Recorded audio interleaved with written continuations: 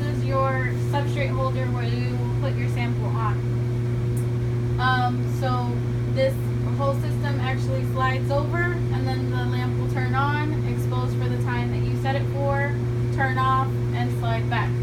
So this is standby position. You want to make sure whenever you leave it that you leave it under these same conditions. Okay. So with it locked off, everything's powered off. The only thing you need to make sure when you're setting up to do exposure is that you turn on this power switch, and that you, how do you describe this? Call it. Spark switch. That you spark it. Sparking switch. Okay? So those are the only two things you need to do, and then you can log on to the system. Okay.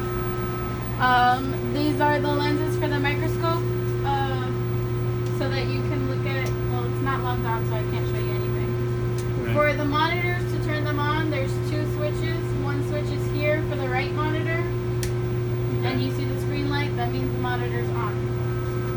And then on this side here is the other monitor. This switch here turns that one on. That's all you need to know before you log on to the system. This is a level that you'll use to make sure that you level the substrate holder before you put your wafer on. Okay. And that's just so that when it lifts up to make contact with the mask, that it doesn't hit it at an angle and, you know, potentially have any risks for your substrate. All right. So you always want to make sure you do that before you load on a sample. Even How do you if you're read it? doing this little circle, black circle here, Oh, I see. is what tells you what's level. So you would just go adjusting left and right, up and down to Until get, it's right in the circle. yeah. Okay, got it. Old school. So you slide this out because your mask would be in here, right? Mhm. And then when you slide it back in, you hear that lock, that it's in place. You don't want to leave it out of place. Okay. Here is your mask holder. That's where you'll put your mask in. This is for a 5-inch mask, and then we also have a mask holder for a 4-inch mask. So Is there any depending way on, to identify the difference? Oh, I can see it's it. bigger. Yeah. Yeah.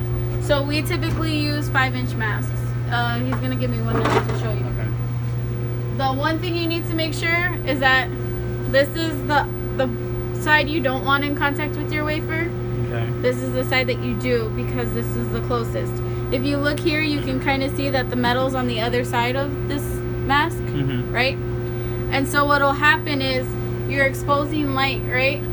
And you want, you don't want there to be, I have to draw this. Indifference. You don't want there to be an indifference between, Diffraction, indifference. yeah, because if it's the other way, there's that amount of thickness between where the light comes through to where your substrate is, that it'll deflect It'll, out. like bounce up and down. Yeah. Okay. So you'll actually get features bigger than what you want. Okay. And you want it as close to your feature sizes as you can. So this is the part that's going to be in contact with your Got it. substrate. So chromium up, always. You're not using it right now. Chromium up. So this part is the part that's going to be in contact with your substrate. Okay. So this is the part that you want to load on. You're going to see there's 1, 2, 3 pins to align it. So you're going to put them against those 3 pins as much as you can so that it's straight. Okay. Then you're going to press this button here, and it's going to push it in Okay. to lock it in place. Now, even though it's locked in there, you want to be as careful as possible that you're not going to allow your mask to fall out and break. Okay. So you want to protect it. What ends up happening is you have this vacuum line, and this vacuum line is going to go in here. When I pull this out, you hear the vacuum line, right? So standby mode, you always leave this in. You never leave the vacuum line just running by itself. So you always have this on if you're not using it. If you're using it, you take that off, and you're going to put your mask in. And it locks in place. There's a little notch there. So make sure you lock it. Now, this is the important part. When you turn this over, you hold your hand here to make sure your mask doesn't fall out. And the vacuum line is going to be closest to here. Mm-hmm. So that's how you know what direction to put it. You're gonna slide it into place. Oh, sorry, before that, when you turn this over, if you hear the vacuum line running, that means it doesn't have a closed seal. Mm-hmm. And you're gonna need to make sure that you push down so that it is sealed properly. Okay. Otherwise, your mask can fall out while you're doing your exposures. Got it. So you have it here. You're never gonna stick your hands in here, right? You see my hands under the mask? Yeah. I'm gonna remove it and just slide this into place. Now these are up a little, so I use these handles to lift it up and put it in. You're gonna twist these to seal it, and if it's not going down, it's because it's not in the hole correctly. So you want to do corners across from each other first, so that you can get it in place, and then you do the other two corners. Then to tighten them, just to make sure your mask doesn't move, there's this plier that's here. Screwdriver. Screwdriver, I'm sorry. Got it. That's Okay. here on the desk.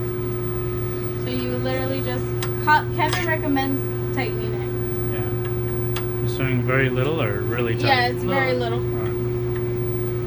Like you saw how little it moved.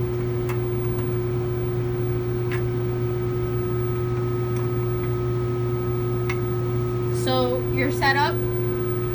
Next you would want to put your, that doesn't matter. Make sure. Next you will want to put your substrate on, but we can't put substrate back vacuum because we haven't logged into the system yet. Okay. So next you would log on.